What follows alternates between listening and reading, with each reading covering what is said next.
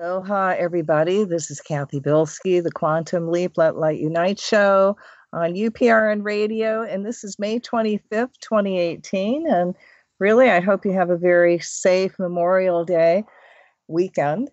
Um, Today, we've got a really special guest. I've got Kelly Bargabos. I hope I pronounced that right. You did pretty good. Thank you. And she wrote a really wonderful book called Chasing the Merry-Go-Round. And it's all about understanding invisible disabilities. Now, we accept and accommodate visible disabilities with such things as wheelchair ramps and public restroom access.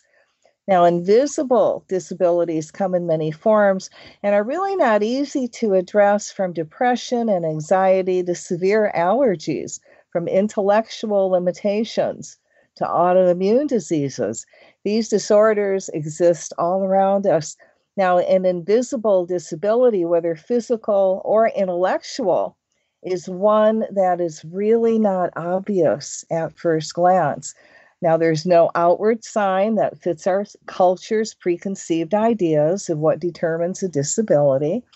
And invisible disability causes limitations and challenges that can make ordinary life more difficult. And because of the invisible nature, people that struggle with these are most often judged, misunderstood, and marginalized. So, how do we help those we love cope with these disorders? And, Kelly is the author today, and she's going to give us some very helpful tips. So, thank you for coming on the program, Kelly. Hi, Cathy. Thanks so much for having me. I'm happy to be here. So, give us a little bit about your background. The reason this topic is so near and dear to my heart is that I have a brother who struggles with invisible disabilities, and I've witnessed how it has impacted his life. Well, what do you actually consider an invisible disability? Sure. An invisible disability is really any physical, mental, or neurological condition that limits a person's movements, their senses, their activities, really their ability to navigate in this world the way that you and I might be able to. Some common ones that people might relate to are psychiatric disorders like depression, PTSD, bipolar. There's also intellectual limitations like learning disabilities, low IQ, traumatic brain injury, and also physical diseases that aren't always obvious. My brother struggles with narcolepsy. There's things like epilepsy, chronic pain, just to give a few examples. Well, would you consider somebody with Asperger's in that group? Absolutely. Yeah, for sure. And it's really any of those disorders that are challenging and create limitations. And again, the most significant characteristic is they're not obvious to the onlooker. They're not transparent, especially at first glance. Well, you said that your brother's disabilities really affected you quite heavily. How? My brother came to live with us when he was 10 months old. My parents adopted him, and I was 8 years old at the time. And, when he first came to live with us, we really didn't understand everything that he was challenged with.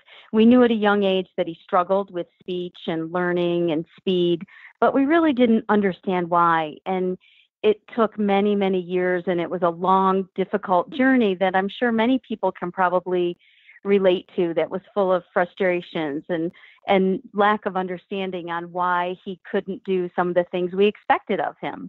And well, one of the things you mentioned narcolepsy, and if people understand what that is, and my girlfriend had it when I first met her, and correct me if I'm wrong, isn't that someone who can just fall asleep at the moment's notice? Yes, that's the most significant symptom of narcolepsy is excessive daytime sleepiness. And it's really your brain doesn't have the ability to regulate your sleep-wake cycles like it does for you or I.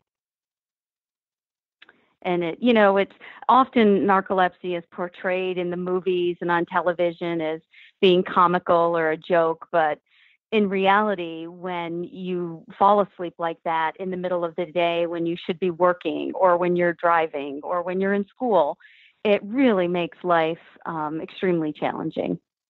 Well, it is, and I have to share, my girlfriend would all of a sudden fall asleep and fall and hurt herself.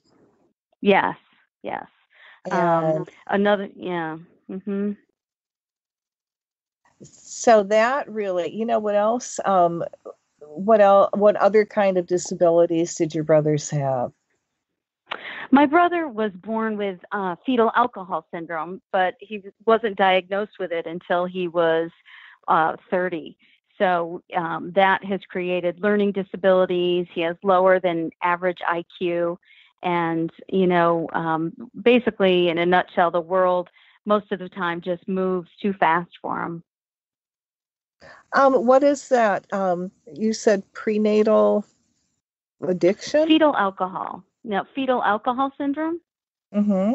And fetal alcohol syndrome happens when the mother consumes alcohol while pregnant, and it affects the developing fetus's brain. Wow.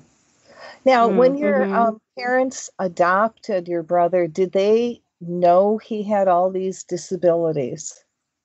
No. No, the only thing they knew at the time is that he was in an abusive situation, um, and his parents were not able to take care of him. He was malnourished and abused, and so they thought they were just rescuing him from all of that and brought him home to live with us, and that then he would be okay. That they would raise him in a loving home, just like they had the rest of me and my siblings, and that everything would turn out okay.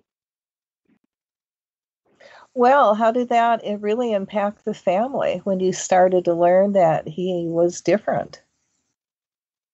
I think any family who struggles with um, things like this, disabilities, it adds stress and tension.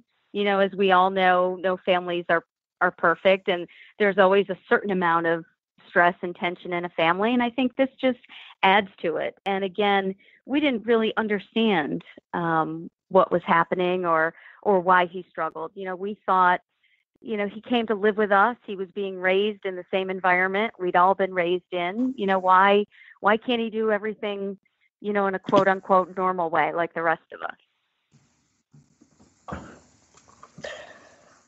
Wow. Yeah. So you said you also have other brothers and sisters. Yes. Yeah. I have one other brother and two sisters. Older?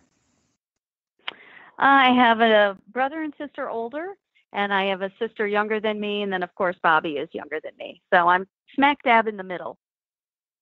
Oh, wow. My younger brother's named Bobby too. How interesting. Oh, really? Yeah, yeah. Um, well, you've become your brother's advocate. So when did you start doing that? It's one of those things where it seems like it's always been happening. It's hard to pinpoint exactly when.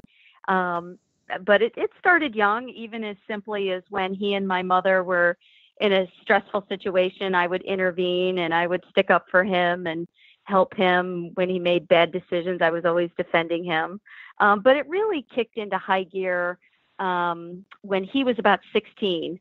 He ran away from home, and that really is what started he and I on this journey together, of trying to figure out what was happening in his life. Wow. Um, how long ago was that? How old is he now? He is 42 now, so it was a long time ago. Okay, so then you've really gone through a lot of journeys, and I'm sure back then they really didn't have a lot of books written on how to take care of him and what to do, was there? Right. No, especially when he was younger and in school. He was in school in the late 70s and early 80s. And I think, as a society, we were just on the brink of really understanding and figuring out learning disabilities and how to help kids who struggled in school. Fetal alcohol syndrome is a pretty new phenomenon, too, that is widely misunderstood and undiagnosed in our society. And so is narcolepsy. I mean, most doctors struggle to understand it. It's a pretty misunderstood disease as well. Well, in my friend's case, it was bad drugs that the doctors put her on. And when they changed her prescription, she doesn't do that anymore. But it's scary because, I never knew, we could be talking and the next thing I know, she, could be snoring. And then, Right. if she was on a chair, she'd be, leaning forward, going down. So I really that had been really awful in school also.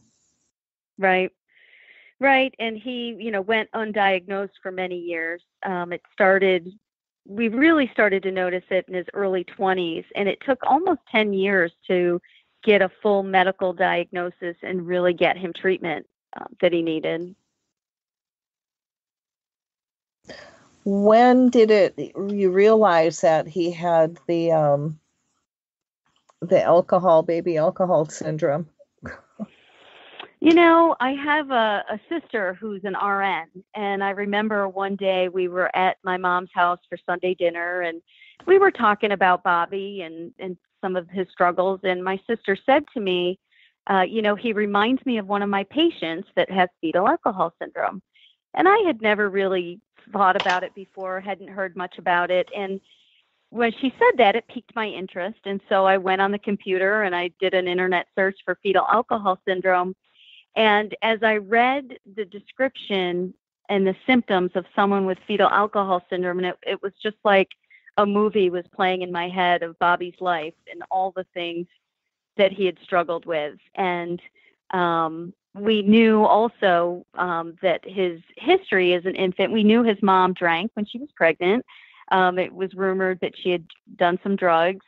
And so we knew that history was there. And it was amazing reading the physical characteristics of someone with fetal alcohol, the learning disabilities, the speech impediments, all of the things that Bobby had struggled with were there right in front of me.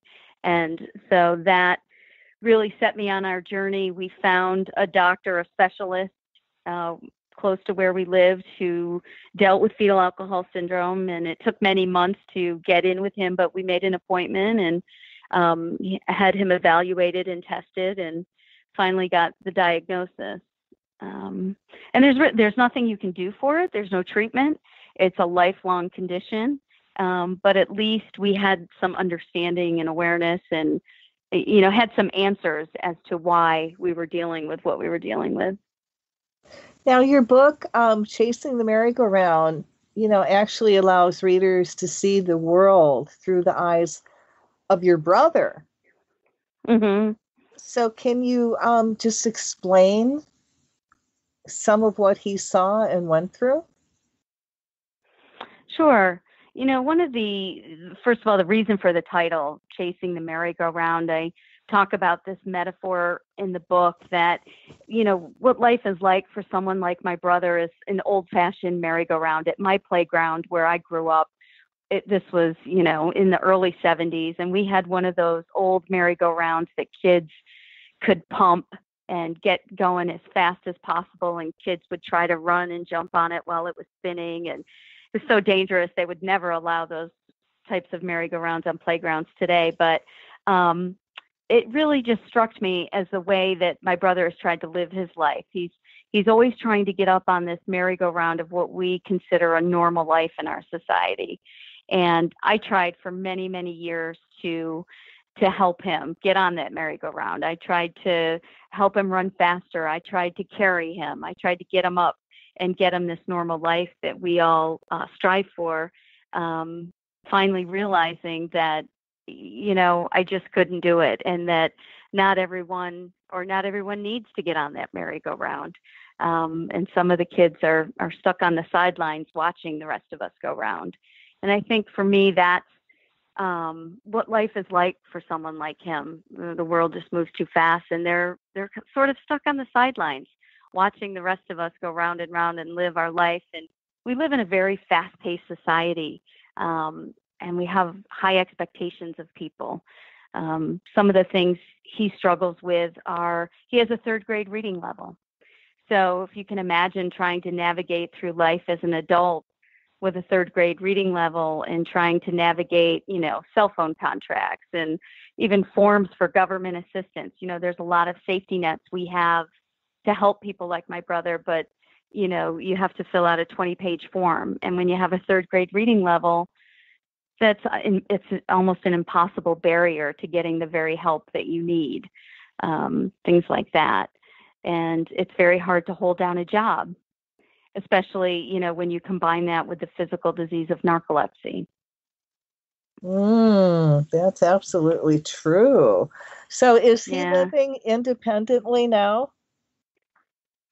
He lives independently with a lot of help, with a lot of assistance.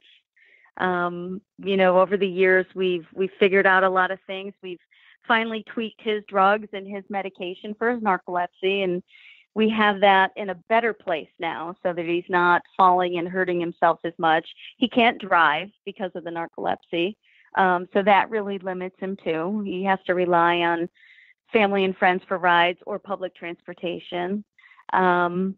But he lives for the most part independently. I manage his money and help him pay his bills and make sure that all of his needs are taken care of. But he works 10 to 15 hours a week at a job and does some other odd jobs around his neighborhood. So what kind of tips do you have for helping a family member or friend with an invisible disability? Well, for me, it's about three things. When you're dealing with yourself and a disability, or you're dealing with a friend or a loved one, it's about awareness, understanding, and acceptance. And for me, awareness is the first step to understanding, and that is learning all you can about the disability. In order to be able to help someone, it's important to seek knowledge about what you're dealing with. What are the scope of limitations or challenges they endure? What treatments are available? Where can their boundaries be challenged or pushed? But having said all that, more than anything else, we need to allow for the possibility that we may not know everything about a person, and we may never know or really understand what they're struggling with. Secondly, understanding will allow us to make a difference.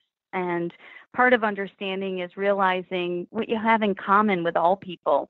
People with invisible disabilities want the same things that you and I want. They want to be seen and heard. They want to have a voice. They want to be part of something bigger than themselves. They want family, and they want to work, and they want relationships. They want to be seen for who they are, not by what they can or cannot do. And thirdly, I think acceptance is the most powerful gift we can give. Unconditional love and acceptance. We all want to feel relevant. We all want to have our place in the world.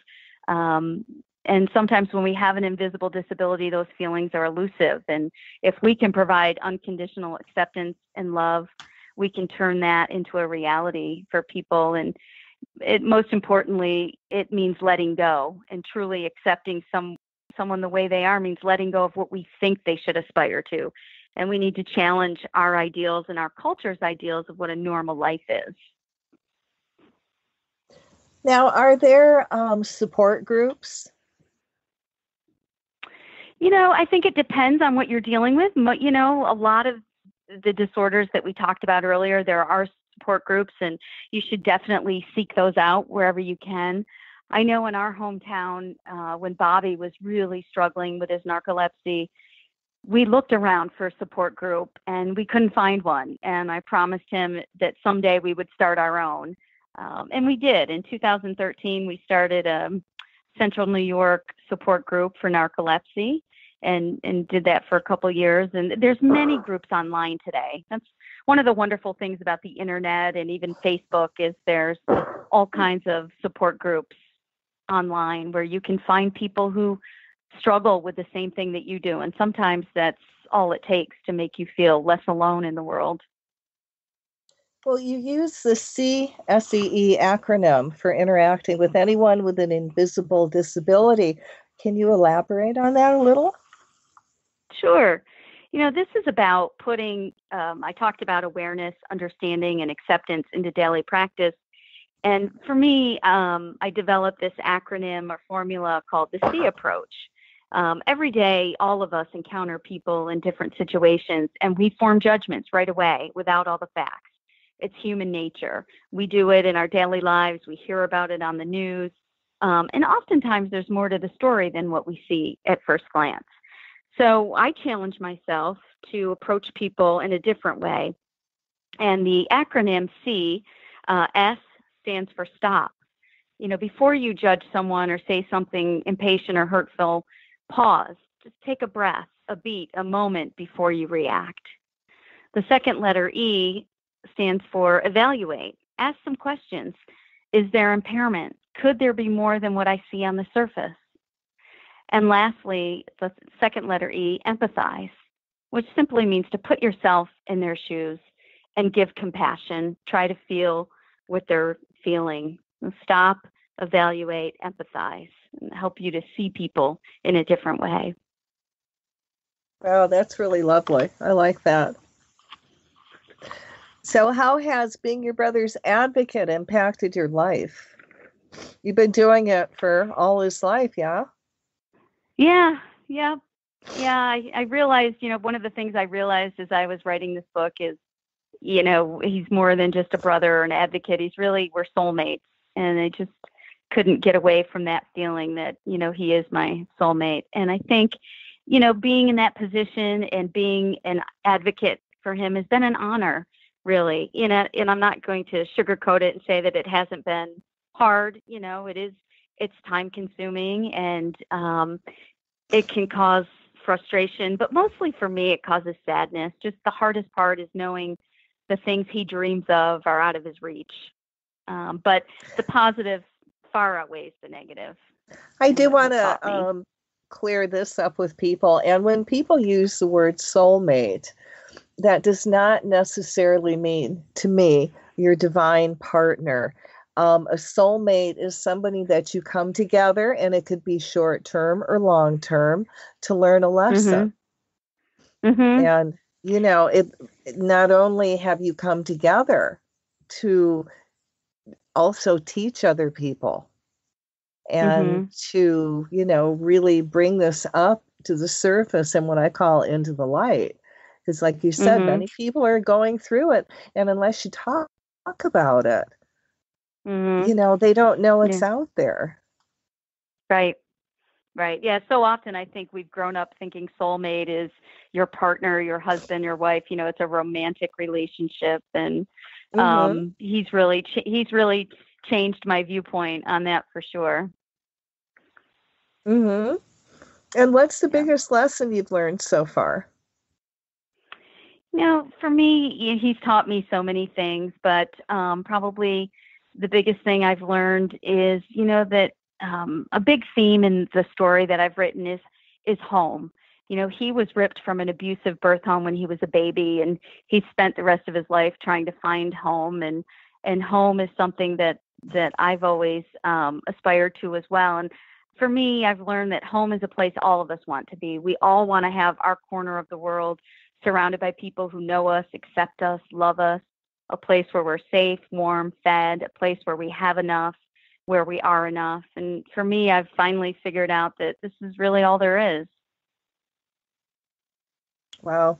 Who do you think should read your book? I think certainly anybody who struggles with or has a loved one or friend who struggles with invisible disabilities. There's a lot of people out there who have adopted children, and there's parents and siblings of people with invisible disabilities.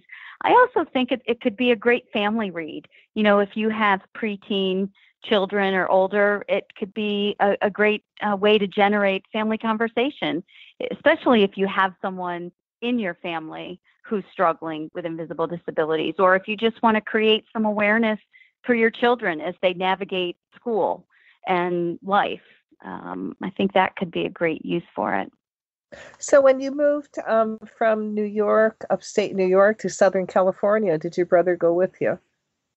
No, no, he did not. Well, I'm sure you left him in very good hands. I did. Yeah, he was in a good place, and he lives about a mile from my parents, and my other siblings have really stepped up to help take care of him, and we just had to change things up a little bit. I'm still his rep payee. I get on the phone with his doctors, and I still manage his money, and he's been out to visit me, and I go back and visit him as much as I can, and I know that it's not going to be too long, and we'll be together again. How did he take the change? How did he accept the book? He has been excited about the book from the very beginning. I involved him from the beginning, and I interviewed him and fact checked all of my memories against his, and he answered questions and gave me some insight that I needed to complete it. And he's as someone who spent most of his life feeling unheard and misunderstood, he really wanted to share his story with the world so that people could understand what life is like for someone like him. So he's excited about it. And how's the rest of the family reacted? Very positive. It's always interesting when one member of the family shares all the family stories, but my parents have been super supportive of sharing the story, and so have my brothers and sisters. Well, it sounds like they've really stepped up, though, and in something that probably could have been very, very hard on your brother, that they made it easier by coming in and, filling your shoes. So now you know how many people it takes to fill your shoes, the rest of the family. That's right. That's right. Yep. And, what actually compelled you to write the book? I've just always felt like it's an important story. I think there's a lot of people like my brother in this world, people who need a little extra help to keep up with this fast-paced system we've created. And, if I can help just bring that awareness and help other people who are struggling. The sad thing is, we joke about how many people it takes to support someone like my brother. And I always think about those people who don't have that support system and don't have that big family around them to help. I feel strongly that a lot of those people are the ones who end up on our streets that are homeless. Well, that brings me to this question. Has, the government's really mucking with health care? And is that going to affect your brother and his ability to be able to be out on his own? Yeah, I know. Every time I hear those headlines, I cringe. It could. I mean, I sort of keep my fingers crossed that it won't. But definitely, every time they talk about those government programs and pulling back on Medicaid and food stamps and healthcare, disability payments, all of those things would significantly impact him. Boy, I do understand completely. Yeah. He's really lucky to have such a supportive family. We're lucky to have him. But again, it's a sobering fact when you think about all the people out there who don't have that safety network or that support. That's why we need these government programs and government safety nets. Absolutely. I agree with you 100%. So your book, Chasing the Merry-Go-Round, Holding On to Hope and Home When the World Moves Too Fast. Where can they get it? Yes. You can get it on Amazon. It is available Kindle and print version. Audio version is coming very soon. And if any of your listeners are interested, they can check out the website at chasingthemerrygoround.com. There's all kinds of information on there as well, and information and links to get the book. Now, do you find people contacting you for advice? Yes, you know, it's funny. This is one of those stories when you start to share it with people, or people who've read my book are messaging me and saying things like, you know, my younger brother had struggled with mental intellectual disabilities, or, you know, one of my cousins who's, you know, my first cousin, and I had no idea he had a daughter with bipolar and ADHD, and they went through a lot of struggles. So people want to share their stories with you as well because they connect to it. And I love that. Wow. How long did it take for you to write the book? Goodness. It took probably 4 or 5 years to write it. It was a long Mm. process. Now, your brother, he's 42. And what do you Yes. see as his biggest challenge at 42? I think just as, you get older in this world, it becomes even, more and more difficult for all of us, right? As we age in this society of ours. Um, and I think for someone who's already struggling with physical and intellectual disabilities, it just becomes harder.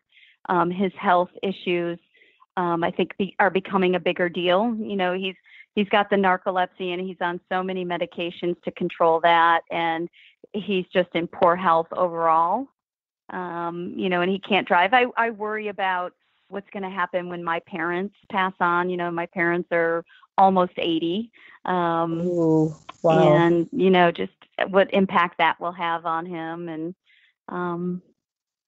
that's my biggest fear. And what you already touched on about some of the government support that we're always fighting over, whether or not it's going to be there or not for people, that concerns me as well if those things go away. Mm. Um, but you're living in California right now? I am living in San Diego right now, yes. And then is he in New York? He is. He's in Syracuse, New York. Well, I would think that wherever the best program would be is where he would go. Right, right. Right. And Yeah, is we've talked about moving him out here. We're looking at that. isn't California a little bit more kinder, shall we say, when in healthcare? I think New York isn't too far behind. I think Uh, New York has been actually has some really great programs as well. Now, your brother Bobby, does he also go to any group meetings? He doesn't. No, he doesn't right now. No. Um, did he? Is that part of He his, learning to be, out on your own? And Yeah, he has worked with some agencies.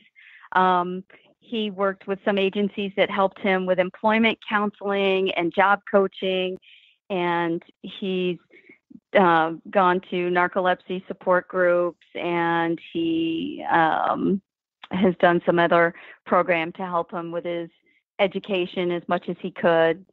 For sure, over the years, he's done a lot of different things.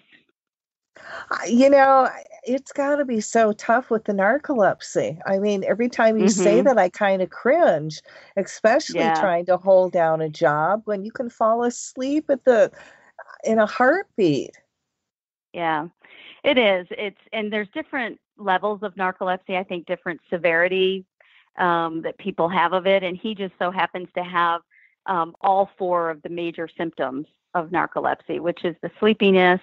There's this the symptom called cataplexy, where your leg muscles just give out and you collapse. It's almost like you're having a seizure, Yeah, which has been yeah, really dangerous. Yeah. yeah. And then there's hallucinations. They can have hallucinations when they're falling asleep or when they're waking up, and that is terrifying for them. They see things that aren't there. They imagine horrible things, and they think it's real, and that's also a Uh, symptom of narcolepsy. Yeah. well, in my girlfriend's case, she was actually her gift of sight was enhanced. So, Mm, so when she would drift off, she would, really get a lot of precognitive yeah. inspiration. but Mm. it was, she couldn't drive anymore. Thank God she took Mhm. herself off the road. But yeah, all those symptoms is what she had. It was scary. Mhm. It Yeah, I is. mean, how do you get a job like that? Really, who would hire you?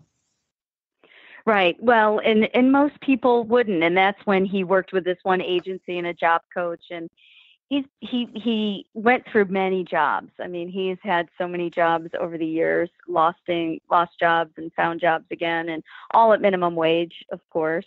But he got very lucky, and he landed a job at this convenience store in upstate New York, and he's worked there for 10 years um, now, and they're wonderful to him. They're Oh, patient, they understand, and he works 10 to 15 hours a week doing maintenance and, sweeping the parking lot and cleaning out the car wash and cleaning the gas pumps. And he has a real community of friends there, and they've been wonderful. oh, that's awesome. It really is. Yeah. That Yeah.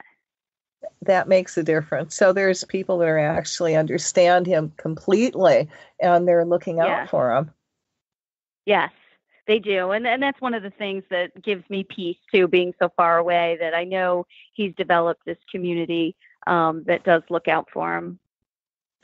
Well, you leaving in one was a trade-off, by you getting, leaving his life, he's had to expand and people have Mhm. had to step up.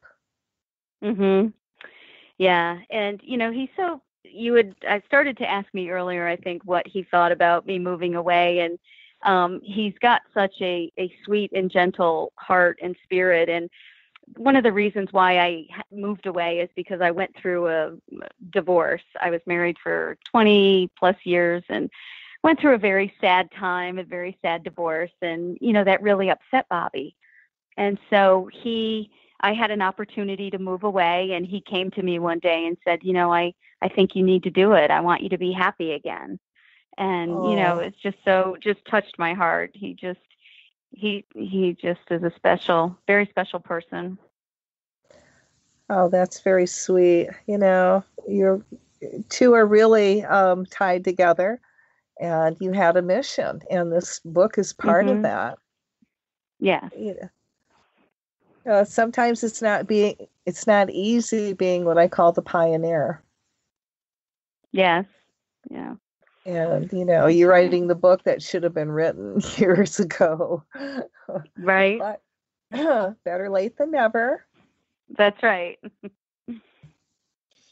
I really appreciate you coming on tonight. And what we've talked about, I think is really, really important. And, even when somebody does have a visible disability, you should have the same attitude. Absolutely. Yeah. I was very lucky. I'm 65, so I know about those merry-go-rounds. Yeah, at least ours was on grass and not cement. Okay. Mhm. Right. Which, a lot of it was on cement.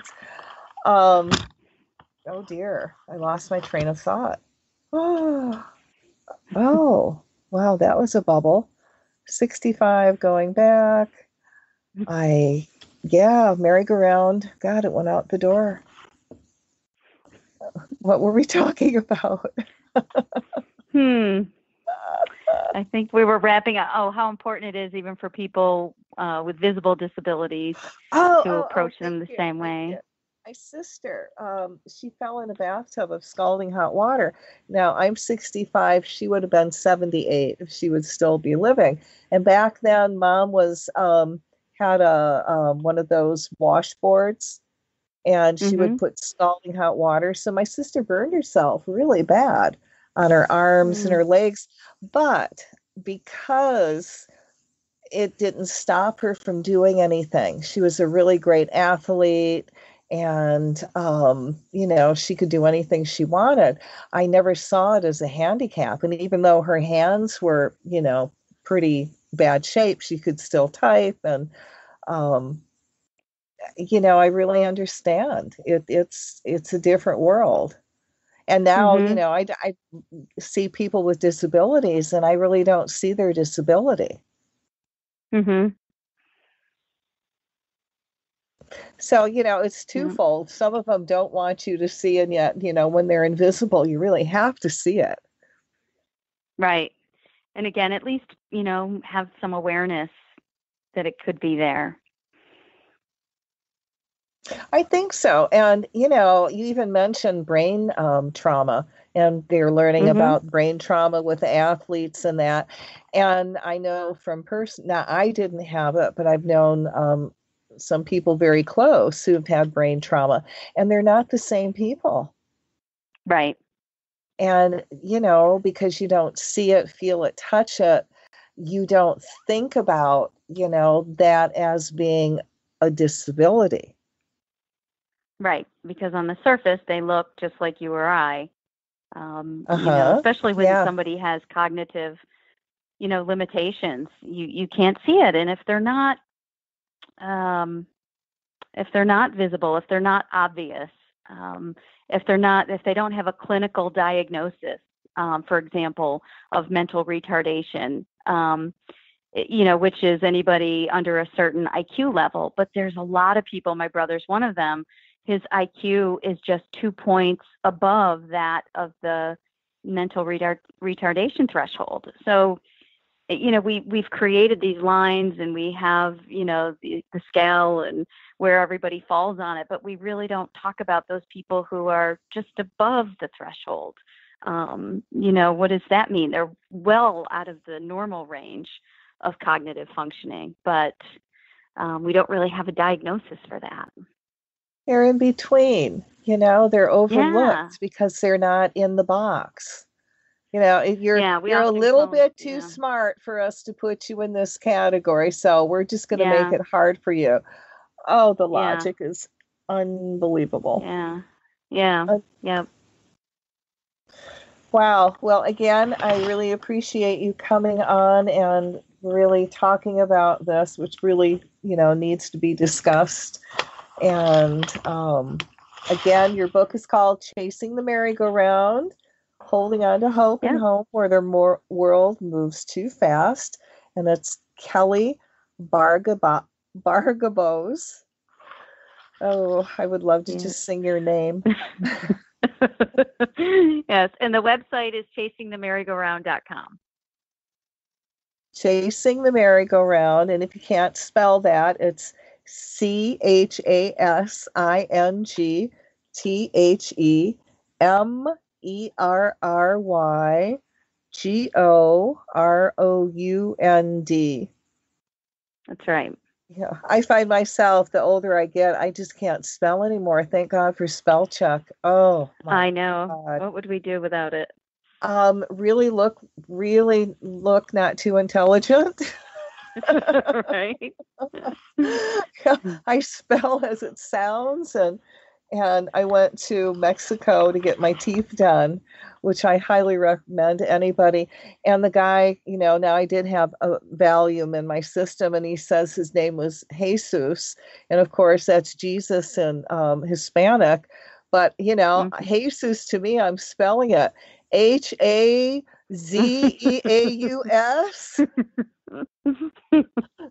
Oh, So that's good. it's like no, but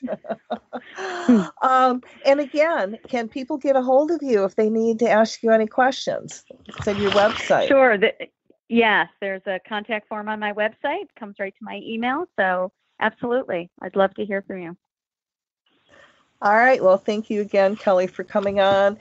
And that's it for tonight, guys. Thanks for listening. And, have a little bit more compassion with people. And please, for God's sake, quit spreading false rumors about Hawaii and that Hawaii's going to drop into the ocean or split in half and there's going to be giant tidal waves. Cancel, clear, cancel, clear. I just want to let y'all know that the island of Hawaii, the one that's having the active volcano right now, is over. It's 600 miles to drive around, and that's not getting off anywhere. The lava flow is probably taking up, oh, maybe 75 miles of the island. Okay. 600 miles. The island is so big. Volcano lava, 75 miles. Now, I will say it does kind of suck to live down south from the volcano because that's the way the ash blows. But people up here in the north, we've got good air. It's wonderful swimming. So don't cancel out your trips if you're coming to Hawaii. Matter of fact, this is probably a good time because it's low on tourists.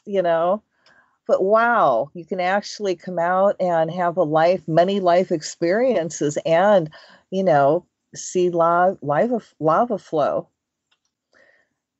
And on that note, I'm going to say aloha to everybody and drive safe and, just enjoy your family and have a great weekend. On that note, aloha.